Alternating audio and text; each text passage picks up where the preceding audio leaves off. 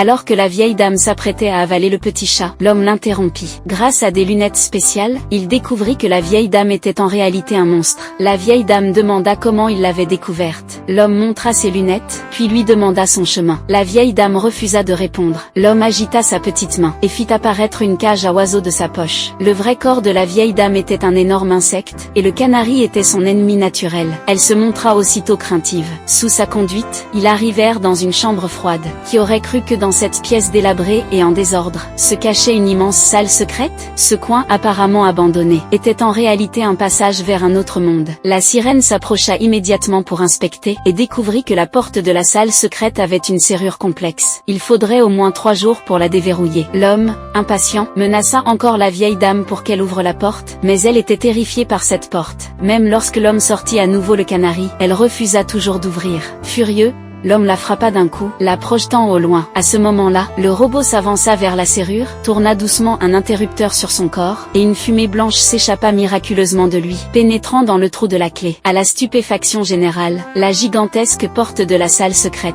s'ouvrit lentement. À l'intérieur, des démons du monde souterrain étaient occupés à commercer. Ils ignorèrent totalement l'arrivée des hommes, ce qui facilita grandement leurs actions. Ils purent ensuite se séparer en 3 groupes pour rechercher leur cible. Après quelques échanges, le baron obtint quelques indices, puis se détourna et partit. De l'autre côté, les compagnons aperçurent une femme étrange, et décidèrent de la suivre discrètement.